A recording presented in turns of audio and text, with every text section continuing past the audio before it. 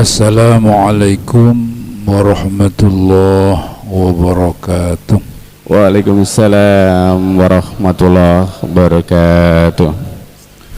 Alhamdulillahi rabbil alamin alladzi an'ama alaina wa hadana ila dinil Islam.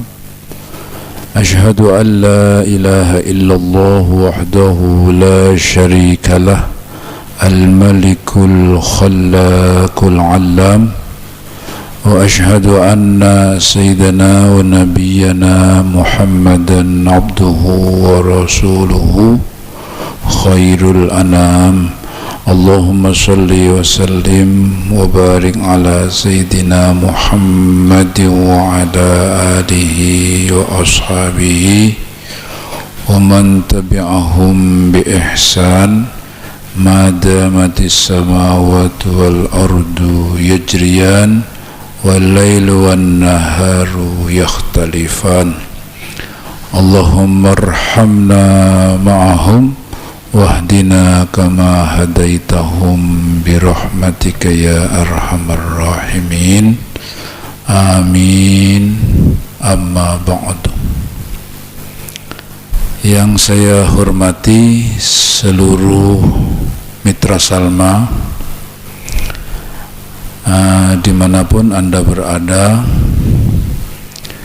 baik yang di studio maupun yang di rumah, termasuk tidak lupa jamaah setia kita, yaitu jamaah Tambeng Alas Ombo di Sukoharjo, di Boyolali, di Karanganyar, di Wonokiri, dan di Gunung Kidul, dan dimanapun Anda berada, saya hormati, saya muliakan.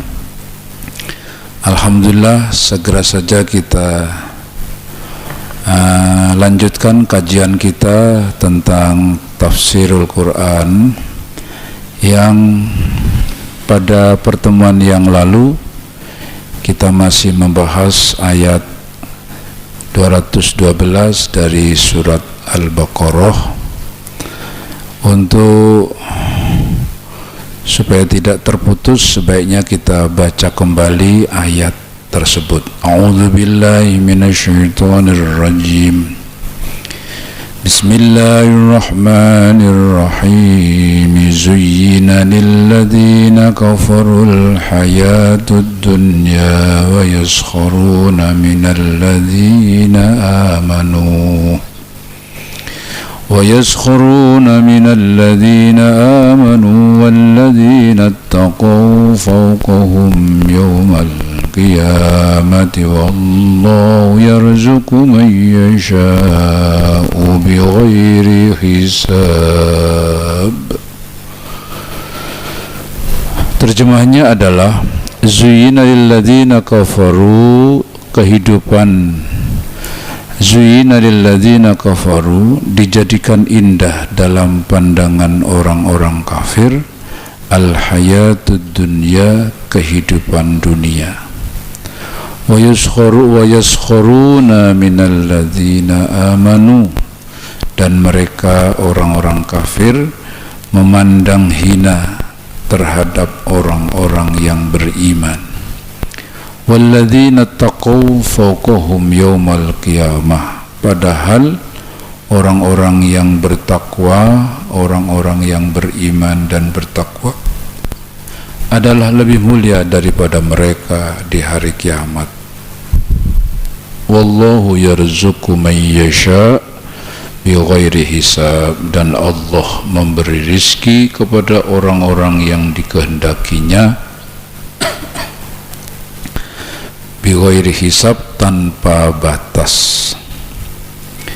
Mitra Salma yang saya banggakan, setelah menyampaikan ancaman dan keadaan Bani Israel, ayat berikut ini menjelaskan mengapa kedurhakaan mereka terjadi.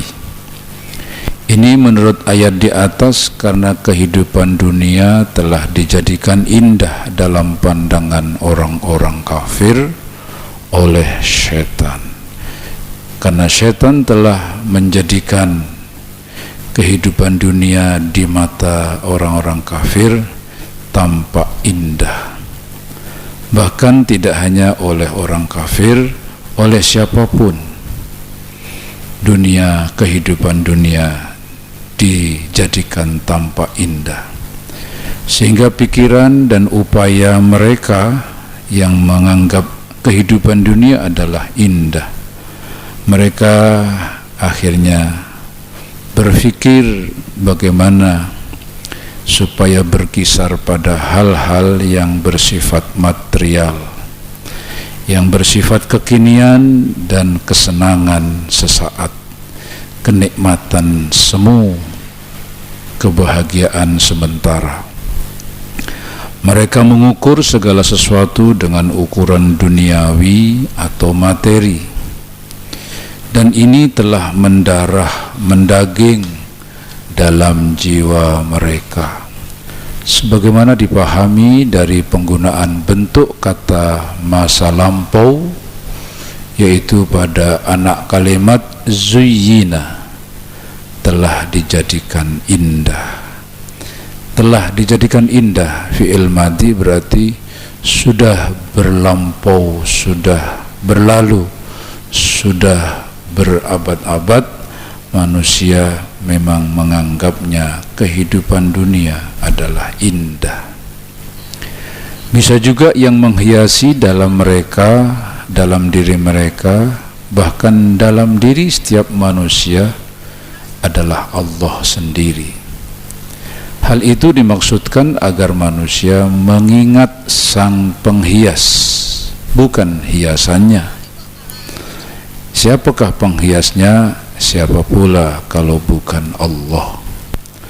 Menjadikan keindahan yang sangat mengagumkan itu bukti kebesaran dan kekuasaan Allah. Hiasan itu telah tertanam dalam diri manusia seluruhnya. Ia merupakan naluri. Karena itu pula kata yang digunakan berbentuk kata kerja masa lampau. Hiasan itu dimaksudkan agar mendorong manusia memakmurkan bumi ini. Dengan adanya naluri itu diharapkan manusia bersedia untuk bersusah payah, untuk bekerja keras dan mau berkorban demi membangun dunia sesuai dengan perintah dan tuntunan Allah. Hiasan yang melekat dalam diri orang-orang kafir itu baik dihiaskan oleh Allah tetapi tidak mereka gunakan sesuai dengan yang dikehendakinya, maupun dihiaskan dan diperindah oleh syaitan. Itu semuanya menjadikan mereka terus-menerus dan berulang-ulang merendahkan, menghina orang-orang yang benar-benar beriman. Penghinaan tersebut berlangsung terus-menerus dan berulang-ulang sebagaimana diisyaratkan oleh kata yaskharun yang berbentuk kata kerja masa kini dan datang, yakni fi'il mudhari', artinya terus berlangsung. Padahal orang-orang yang bertakwa itu di atas mereka, yakni lebih tinggi kedudukannya daripada mereka, lebih-lebih nanti di hari kiamat. Ada sebuah cerita di mana Nabi Muhammad SAW pada suatu saat bersama salah seorang sahabatnya. Tiba-tiba beliau melihat seseorang sedang mengendarai unta merah. Unta merah itu pada saat itu merupakan satu-satunya kendaraan yang mewah karena memang mahal harganya. Tidak sembarang orang mengendarainya karena memang tidak sembarang orang memiliki yang namanya unta merah. Ketika lewat, sang pengendara juga tampak orang terhormat, tampak seorang pejabat tinggi, dilihat dari formnya, penampilannya, pakaiannya, dan semuanya. Karena itu sahabat Nabi begitu melihat orang seperti itu langsung berkomentar, wah, ini orang yang terhormat wahai Nabi. Kalau orang semacam ini melamar sebaiknya segera diterima. Kalau dia berbicara seharusnya kita perhatikan, dan kalau dia butuh sesuatu segera kita layani. Dia orang terhormat. Demikian kata sahabat tadi. Nabi mendengar komentarnya diam 1000 bahasa. Tak ada satu patah kata pun yang disabdakan. Setelah orang itu berlalu, tidak lama muncul orang lewat. Kali ini bukan mengendarai unta, tetapi menaiki kuda. Bukan kuda, yang jelas keledai, khimar, yakni kuda kecil, kurus, nampaknya kurang, pakannya kurang. Si pengendara pun juga orangnya kurus, kelihatan kurang gizi. Pakaiannya pun pakaian sudah lusut. Sandalnya, kalau sekarang sandal jepit, yang satu serampatnya hijau, yang satu merah. Ya, kalau celana barangkali seperti celananya Angga, ditambal-tambal pakai plester. Lah, ketika seorang ini lewat, si sahabat tadi mengatakan, berkomentar, lah ini orang hina, hada hakir, ini orang hina. Lihat saja kendaraannya, mesti murahan. Lihat saja penampilannya, pakaiannya, apalagi sandalnya, sisian, selen. Dengan nada merendahkan, dengan nada meremehkan, dengan nada melihat sebelah mata, sahabat tadi menilai yang kedua. Tetapi tiba-tiba Nabi kemudian bersabda, ketahuilah wahai sahabatku, seandainya orang pertama yang kau kagumi, yang kau puja, itu jumlahnya 1000 orang, tetap di mata Allah masih berbobot yang kedua. Sekalipun yang pertama jumlahnya 1000, bahkan seluruh manusia di dunia ini seperti dia, dibandingkan dengan orang yang kedua, masih berbobot, masih mulia orang yang pertama di mata Allah. Tentu sahabat tadi langsung bertanya, memangnya kenapa wahai Nabi? Iya, yang pertama secara lahir memang tampak terhormat dari segi pakaian, kendaraan, penampilan, dan yang lain. Sebaliknya yang kedua, secara lahiriah tampak hina dari pakaian dan kendaraan dan yang lain. Tetapi yang pertama, orangnya ahli zalim. Dia zalim, dia tidak punya rasa kasih sayang, dia kejam, dan dia pengkhianat. Dia pejabat tetapi koruptor kalau bahasa sekarang. Maka tidak ada apa-apanya di mata Allah. Sebaliknya orang yang kau pandang remeh, dia adalah orang soleh. Karena itu pakaiannya sederhana, kendaraannya pun bersahaja. Itu karena dia tidak mau mengambil kecuali miliknya sendiri, sehingga dia rela berpenampilan sederhana, rela berpakaian bersahaja, karena memang tidak mau mengambil kecuali yang halal, tidak mau mengambil kecuali haknya sendiri. Apa yang bisa kita ambil pelajaran dari dialog ini, yaitu pada zaman dulu pun ada orang yang memandang sesuatu dilihat parameternya dari sisi lahiriah, dari sisi materi, dari sisi yang tampak. Dan Nabi sengaja ingin menunjukkan bahwasanya yang tampak tidak selamanya seperti yang hakikatnya.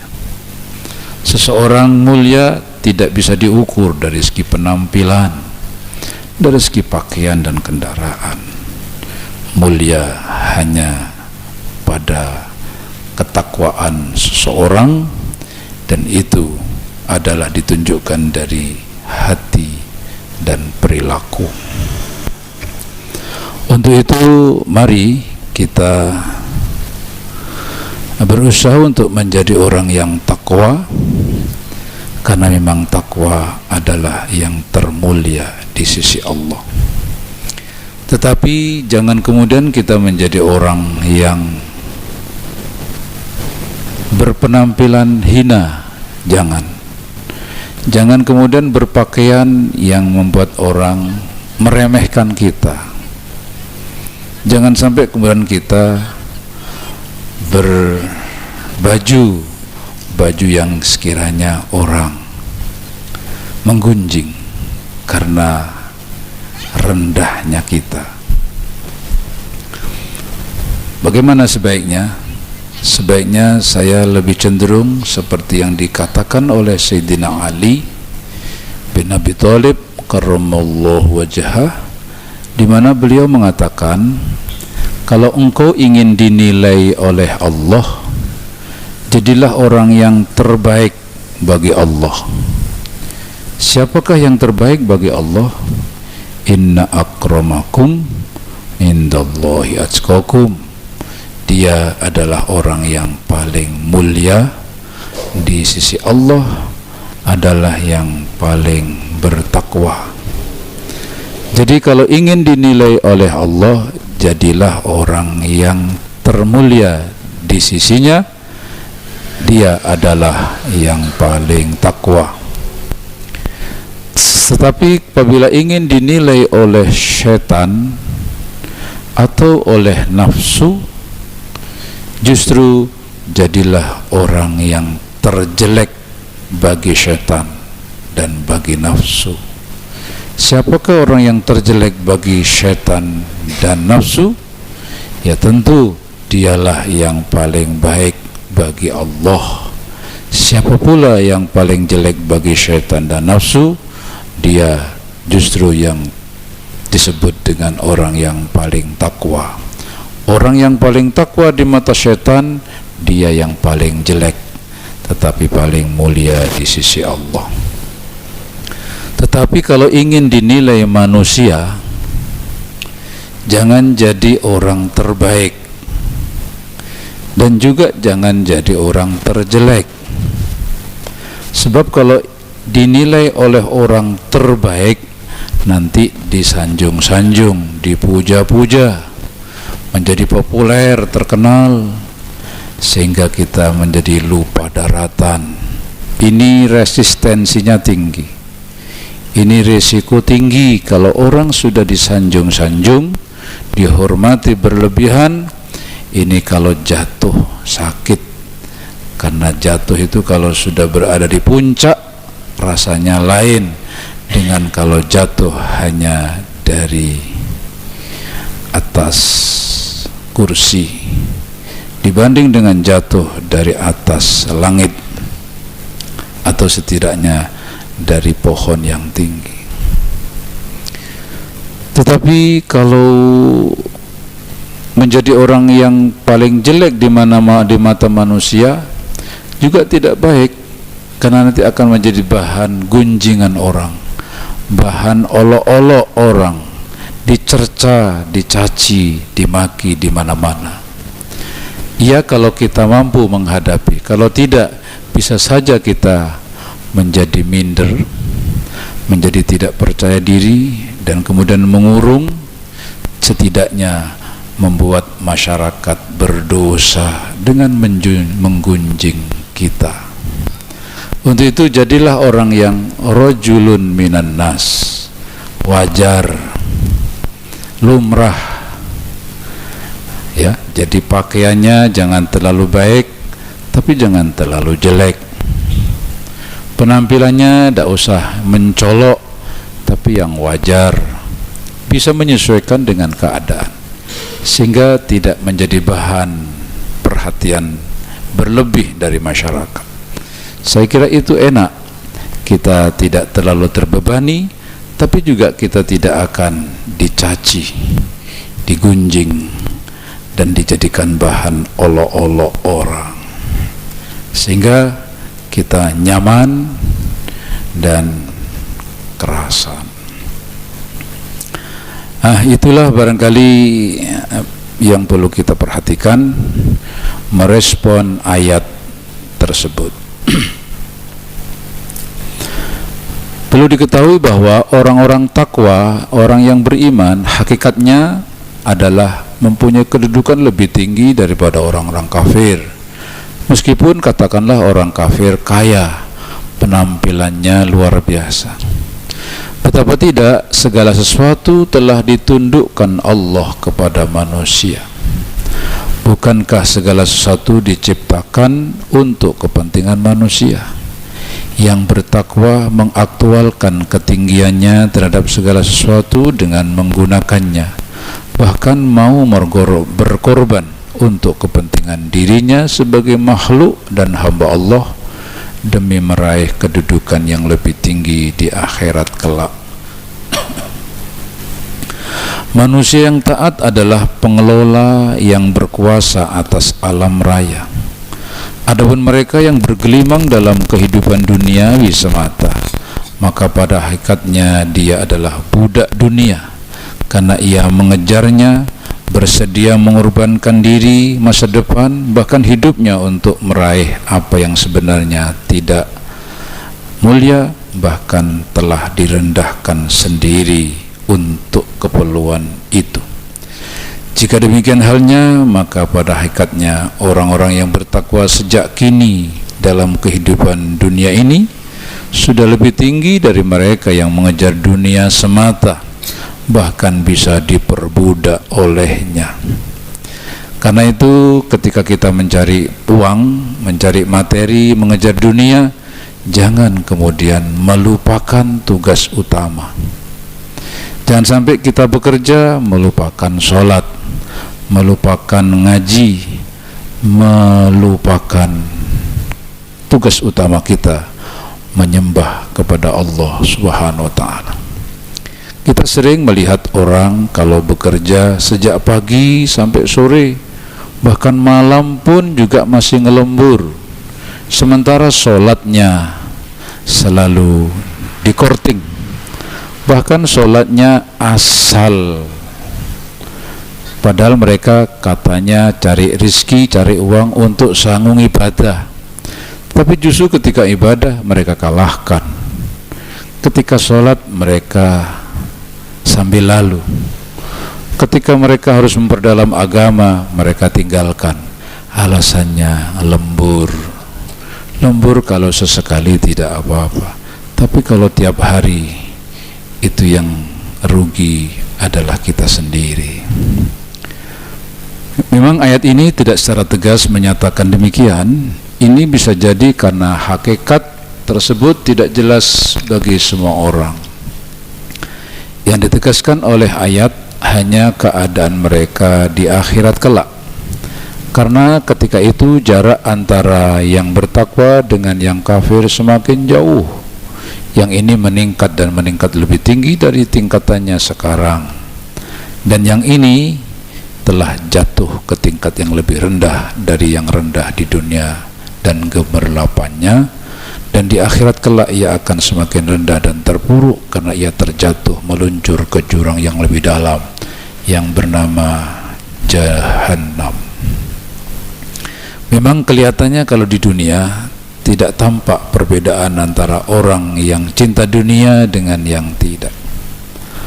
Lebih-lebih kalau mereka pandai mengemasnya, tetapi bagi orang yang arif bisa melihat cara bicaranya, perilakunya, dan yang lain akan kelihatan. Untuk itu mari kita introspeksi, kita mawas diri, sebab hakikatnya rizki itu di tangan Allah. Banyak orang yang rezekinya melimpah tapi dia tidak bahagia. Banyak orang uangnya banyak tapi tidak mendapatkan ketentraman dalam hidupnya. Sebaliknya, ada orang yang kelihatannya pas-pasan tapi dia bahagianya jauh daripada mereka yang berharta. Di sini artinya kita jangan terpukau dengan yang serba materi, jangan terpesona dengan yang bersifat kebendaan, karena itu tidak menjamin kebahagiaan dalam arti hakiki. Bukankah Allah Subhanahu wa taala berfirman, "Wa mal hayatud dunya illa mata'ul ghurur," dan tidaklah kehidupan dunia melainkan kenikmatan yang memperdaya, yang mempedaya, yang membuat orang terlena, yang membuat orang lupa. Sementara siapakah sebenarnya yang dimaksud dengan orang yang berhasil, dengan orang yang sukses, dengan orang yang jaya? Al-Quran telah memberi jawaban atas pertanyaan itu. Qad aflaha man tazakka. Dalam ayat yang lain, faman zuhziha 'anil nar wa udkhilal jannata faqad faz. Siapakah yang sebenarnya bahagia? Siapakah sebenarnya yang sukses? Siapakah sebenarnya yang beruntung? Allah menjawabnya dengan firman-Nya, faman zuhziha, barang siapa yang diselamatkan, yang dijauhkan, anin nar, dari siksa neraka, wa udkhilal jannata, dan kemudian dimasukkan ke dalam surga, faqad faza, dia adalah orang yang betul-betul beruntung. Jadi hakikat orang yang beruntung, hakikat orang yang bahagia, hakikat orang yang sukses di mata Allah bukan siapa-siapa, tetapi dia yang selamat dari neraka dan kemudian masuk ke dalam surga. Karena itu mari hidup yang tidak lama ini kita upayakan bagaimana kita tergolong orang yang bahagia, yaitu yang selamat dari neraka, masuk ke dalam surga. Tentu dengan memperhatikan ajarannya, tentu dengan selalu melihat mana yang diridhoinya dan mana yang dimurkainya, sehingga yang kita lakukan hanya hal-hal yang membahagiakan secara hakiki, bukan sekedar yang menyenangkan, membahagiakan di dunia atau yang bersifat duniawi semata. Itulah hakikat orang yang berbahagia. Kemudian dilanjutkan oleh ayat tadi, wa mal hayatud dunya illa mata'ul ghurur, sedangkan kehidupan dunia hanya kesenangan yang sesaat, yang semu, bukan hakiki, yang kita menjadi tertipu kalau kemudian hidup yang tidak lama hanya mengejar dan mengejar sesuatu yang sesaat, sementara kita harus hidup di akhirat selama-lamanya. Demikian Mitra Salma yang saya banggakan, nampaknya sudah terdengar panggilan azan. Untuk itu ayat berikutnya 213 insyaallah kita kaji bersama pada minggu depan, dan setelah kita jeda sholat isya kita lanjutkan sesi yang kedua, yaitu menjawab persoalan-persoalan yang muncul dan khususnya yang telah kami terima. Demikian, selamat menunaikan sholat isya. Semoga kita diridhai oleh Allah Subhanahu wa taala. Amin. Wassalamualaikum warahmatullahi wabarakatuh. Assalamualaikum warahmatullahi wabarakatuh. Waalaikumsalam warahmatullahi wabarakatuh. Para mitra Salma yang saya hormati, utamanya yang mengajukan beberapa pertanyaan, akan kami coba untuk menjawabnya. Yang pertama, apa yang harus kita lakukan ketika pas dalam keadaan sholat HP kita berbunyi karena lupa belum dimatikan? Soalnya seandainya tidak dimatikan akan mengganggu kanan kiri kita, dan seandainya kita mematikannya akan mengganggu sholat kita. Mohon penjelasannya dari saudara Daryo Ceper. Baik, sering hal itu terjadi karena HP sudah merupakan kebutuhan pokok, sehingga hampir setiap orang membawa HP, bahkan ketika hendak sholat pun juga masih di kantongnya dan lupa tidak mematikan. Bagaimana ketika sedang sholat tiba-tiba HP kita berdering karena ada yang masuk? Kalau dimatikan, tentu tangan kita bergerak, dan kalau tidak dimatikan tentu mengganggu diri sendiri maupun orang lain. Dalam hal ini itu sesuatu yang disebut hajat, satu kebutuhan untuk mematikan supaya tidak terjadi gangguan sholat baik diri sendiri maupun orang lain. Al-hajah tunazzalu manzilatad darurah. Kebutuhan bisa diposisikan pada posisi darurat, sehingga tidak bisa tidak harus diusahakan dimatikan. Tetapi cara mematikannya bagaimana kita untuk tidak mengadakan gerakan yang menjadikan batalnya sholat. Dalam hal pendapat Imam Syafi'i khususnya, jangan sampai ketika kita sholat mengadakan gerakan yang bersifat banyak. Bahasa fikihnya al-harakatul fahisyah, yaitu dengan menggerakkan tangan yang bersifat muwalah, bertubi-tubi, berkali-kali, yaitu minimal 3 kali secara berurutan. Jadi sekedar contoh, kalau kita memegang atau disaku letak daripada HP, maka kita pelan-pelan gerakan tangan kita menuju ke kantong yang di situ ada HP. Pelan-pelan kita matikan.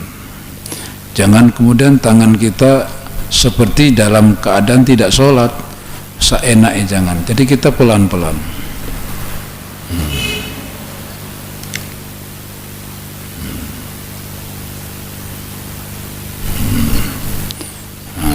Tapi jangan menjawab SMS, jawab.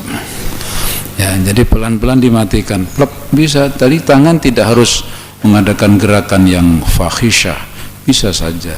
Begitu pula ketika disaku, pelan-pelan saja.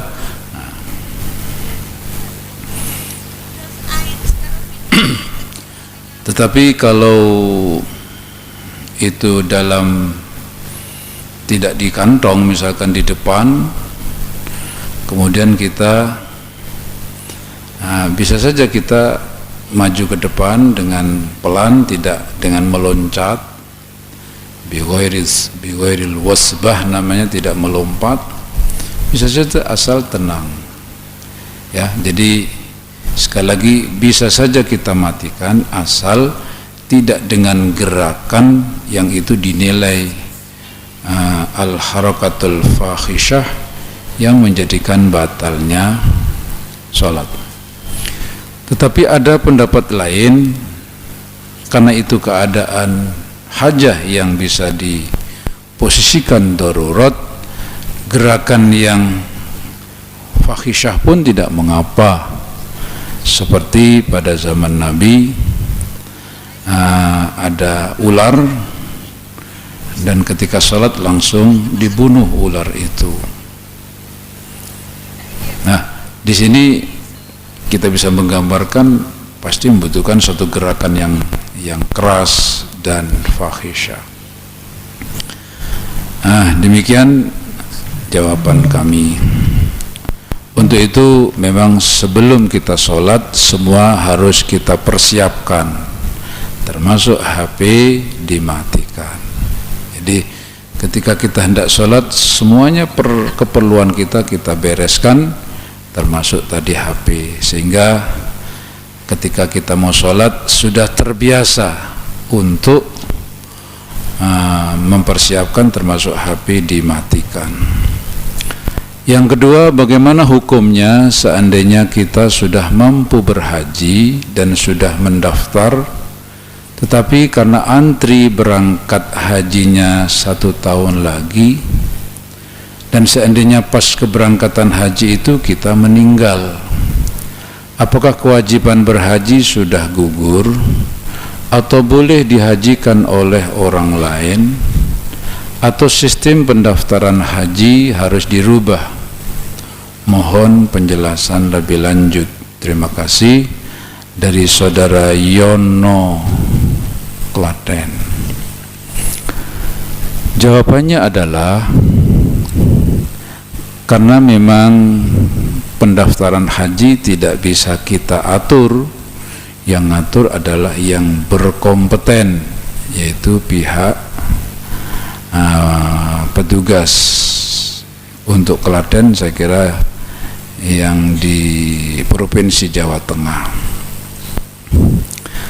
Sehingga kalau memang diputuskan kita harus antri 1 tahun lagi, ya kita lakukan 1 tahun lagi. Dan seandainya sebelum kita berangkat kita meninggal dunia, dan hal itu sangat dimungkinkan karena kematian di tangan Allah, dan itu banyak kasus seperti itu. Pertanyaannya, kalau seperti itu apakah kewajiban haji sudah gugur? Belum. Jadi meskipun kita sudah daftar dan kita sudah berniat untuk melakukan, maka hajinya belum berarti gugur, harus dilakukan pelaksanaan haji, lebih utama oleh keluarga sendiri, yakni anak atau istri atau suami atau orang tua. Tapi kalau tidak bisa, tidak memungkinkan, bisa keluarga minta tolong kepada orang lain. Hal ini seperti yang diceritakan oleh seorang sahabat, di mana dia bercerita bahwa ayahnya sudah berkewajiban secara materi, tetapi secara fisik beliau tidak mampu. Istilahnya naik unta tidak mungkin bertahan lama, padahal jarak tempuh yang harus dilakukan oleh orang itu sangat memerlukan waktu yang panjang, yang sehingga tidak mungkin untuk dilaksanakan sendiri. Maka sahabat itu bertanya, apakah masih kewajiban ayah saya tadi wahai Nabi. Iya, maka hajikanlah dia. Nah, jadi haji di sini dalam hal istitoah ada dua, istitoah bil mal wal istitoah bin nafsi, mampu secara materi dan mampu secara fisik.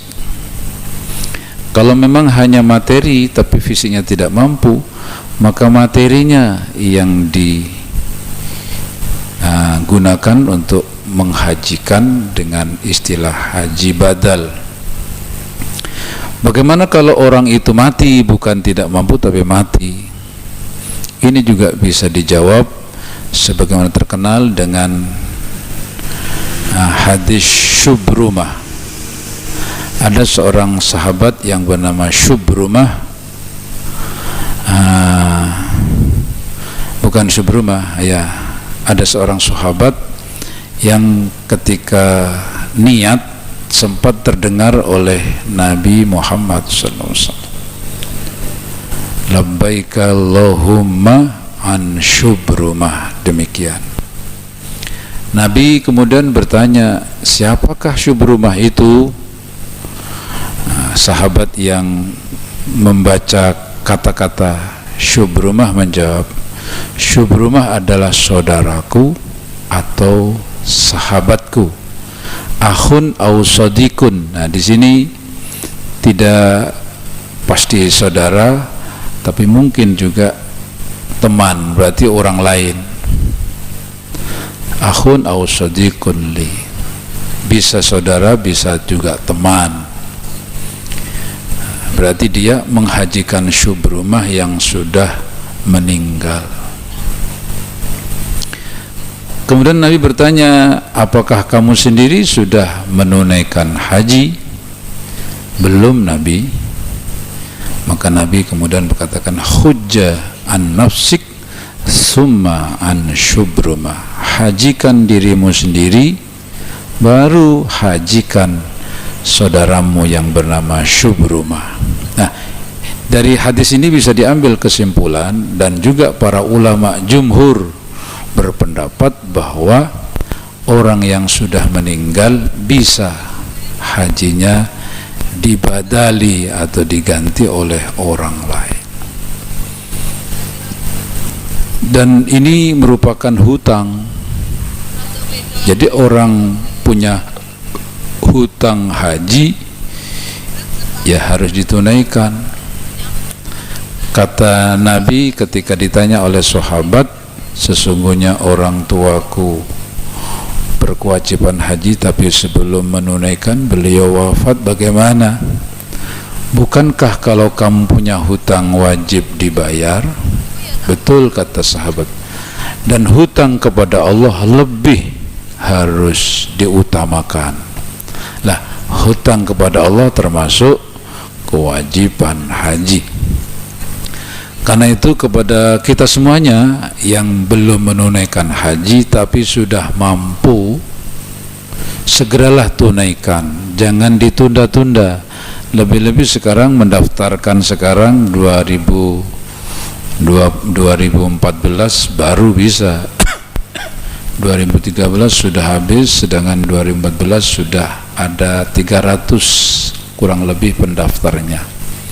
Segera daftarkan, sebab kalau tidak, kalau misalkan kita belum menunaikan haji padahal kita punya kemampuan, misalnya punya tanah atau punya apa yang sebenarnya itu bisa dinilai sebagai uang untuk bisa menunaikan, tapi kita tidak berangkat. Ketika kita mati, barang-barang itu tidak boleh diwaris sebelum diambil untuk dijadikan sarana haji badal bagi yang meninggal dunia. Artinya, kalaupun kita tidak sekarang haji, besok juga harus diambil uang itu untuk dihajikan. Apa tidak lebih baik haji sendiri daripada toh juga wajib dihajikan? Nah, untuk itu kepada siapapun yang merasa belum menunaikan haji padahal sudah berkewajiban, bersegeralah mendaftar, jangan ditunda-tunda, karena itu merupakan hutang kepada Allah dan nanti akan ditagih. Hutang kepada Allah lebih utama segera ditunaikan pembayarannya. Kemudian bagaimana pandangan Ustadz tentang ancaman hukum pidana terhadap mereka yang melakukan nikah sirri? Kenapa MUI Solo dan beberapa ulama di Madura dan Jatim menolak undang-undang tersebut? Demikian Saudara Dullah dari Bareng. Hal itu memang di mana-mana telah membahas tentang nikah sirri. Memang itu berbagai kepentingan muncul, terutama demi memenuhi dan melindungi kepentingan kaum wanita yang dalam hal ini sering dikorbankan, sering diposisikan pada posisi yang lemah tak berdaya. Memang melihat itu seharusnya nikah siri diberlakukan aturannya untuk dilarang, karena menjadikan kaum wanita bisa menjadi korban karena tidak ada surat resmi, sehingga bisa saja dia ketika menuntut hak nafkah tidak bisa berbuat apa-apa, dan status anak pun juga bisa menjadi tidak jelas dan sebagainya. Dan hak waris pun juga ketika suaminya meninggal juga si pihak wanita juga tidak bisa berbuat apa-apa, karena memang tidak ada hitam di atas putih status dia sebagai wanita, sebagai istri. Memang kalau melihat itu sudah sepantasnya nikah siri dilarang. Tetapi agama Islam dalam hal ini tidak mengharuskan nikah atau tidak melarang nikah siri, sehingga kalau dilarang hak daripada seorang laki-laki menjadi diabaikan. Padahal laki-laki kan punya hak untuk menikah dengan tidak harus tidak siri. Nah, di sini kita harus bijak bagaimana hak laki-laki untuk tidak dipotong haknya menikah secara siri, karena memang agama tidak melarang, tetapi bagaimana si wanita tidak menjadi korban. Nah, inilah yang kemudian kita harus berhati-hati untuk melaksanakan atau memberlakukan hukum supaya tidak ada yang saling dikorbankan. Tapi sebenarnya kalau kita ini mempunyai jiwa yang bersih, hati yang saleh, saya kira kalaupun tidak diberlakukan nikah siri itu dilarang, asal semuanya personnya itu mempunyai rasa takut kepada Allah, tidak akan ada masalah. Tapi persoalannya meskipun nikah siri dilarang, tapi kalau manusianya masih manusia tidak punya rasa takut kepada Allah, itu bisa saja direkayasa, bisa saja itu diatur sedemikian rupa sehingga mereka bisa saja melakukan sesuai keinginannya tanpa memperhatikan hak orang lain.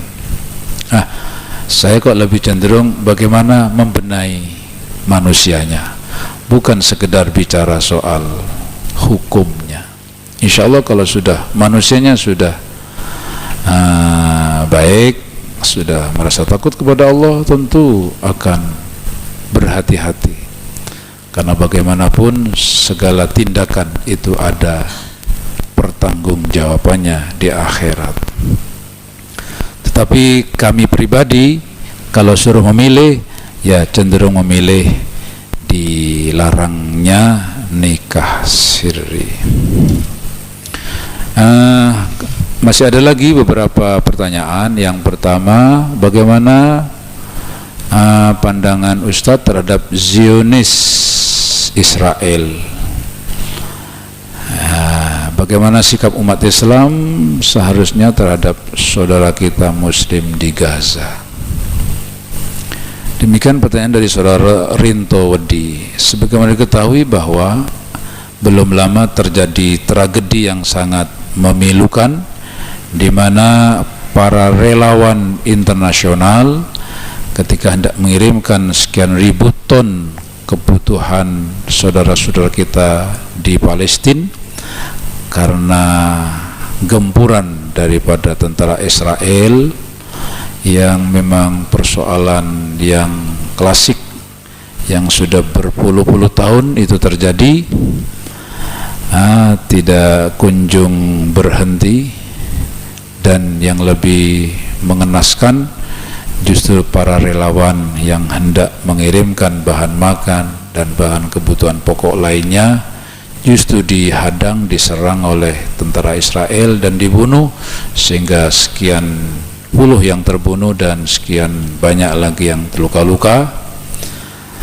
Padahal itu justru ingin membantu mereka yang di belogada masalah perekonomian, masalah kebutuhan pokok. Ya tentu kita semuanya sangat menyesalkan, dan kemudian muncul kutukan dari dunia Islam khususnya dan dunia internasional kepada Israel. Tetapi lagi-lagi Amerika tidak berdaya menghadapi Israel karena memang masih bergantung dengan Israel.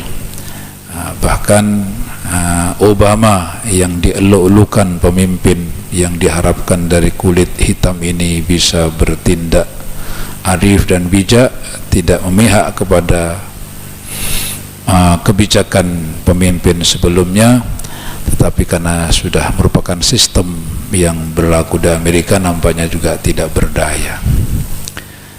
Ya, hanya satu kata yang barangkali bisa menyelesaikan persoalan itu, yaitu persatuan dan kesatuan umat Islam.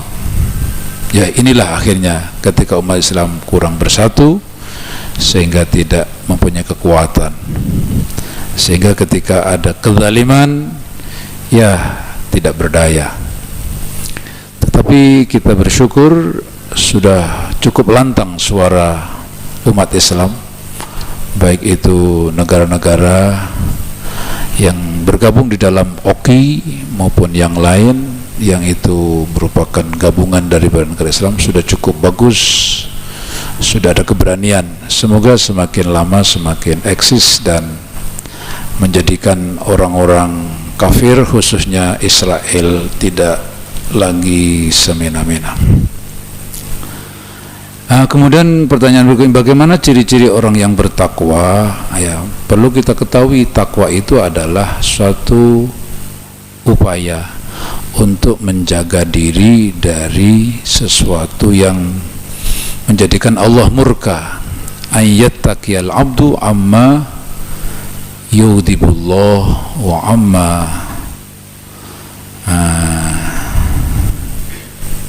yuskitun nas. Takwa adalah satu sikap perilaku yang berbentuk upaya untuk tidak dimurkai Allah dan tidak merugikan orang.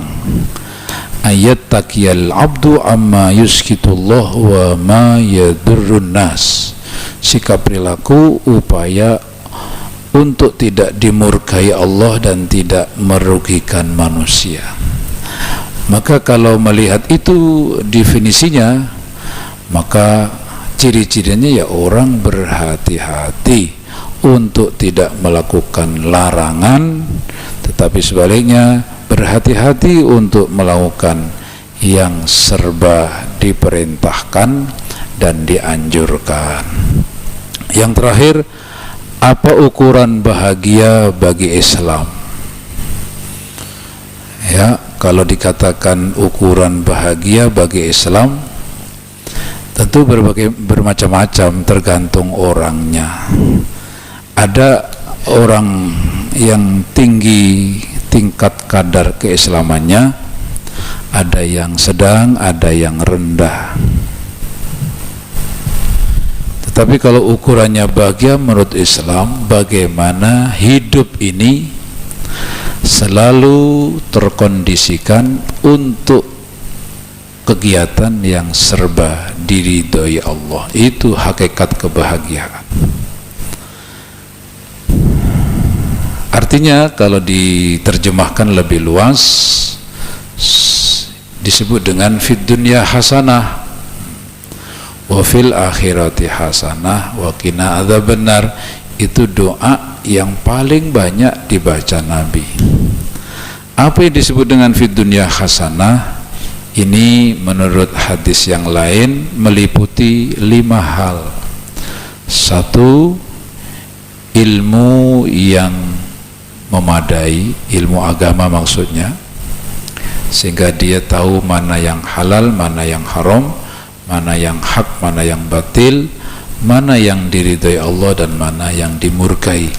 Orang mempunyai ilmu seperti itu termasuk memperoleh kebahagiaan di dunia. Yang kedua, apabila bisa beribadah dengan sempurna.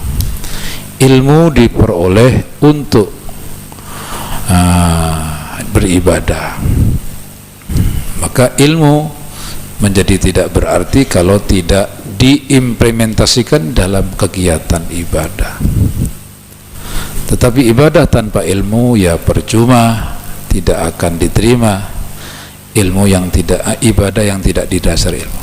Sebaliknya, ilmu yang tidak dilaksanakan kegiatan ibadah juga tidak ada artinya. Maka kebahagiaan yang pertama adalah ilmu agama yang bisa mengantarkan dia untuk mengetahui mana yang baik, mana yang buruk, dan seterusnya. Yang kedua, kebahagiaan yang kedua apabila bisa beribadah dengan sempurna dalam hidupnya. Yang ketiga, apabila bisa mendapatkan rizki secara halal, tidak secara haram.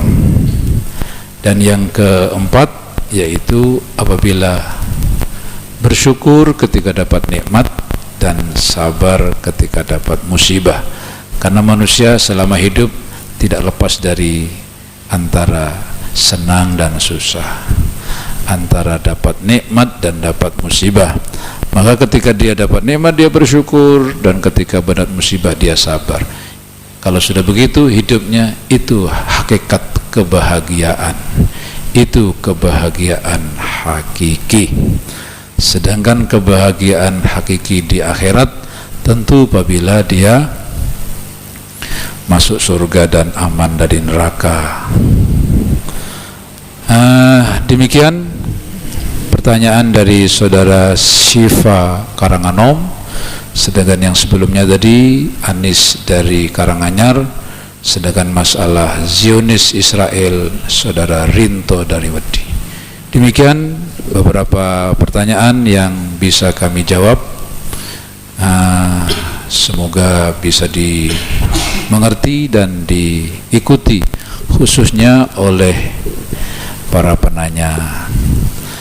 Ada kurang dan lebihnya mohon dimaafkan. Wallahul muwaffiq ila aqwamit thoriq. Ihdinas siratal mustaqim. Wassalamualaikum warahmatullahi wabarakatuh.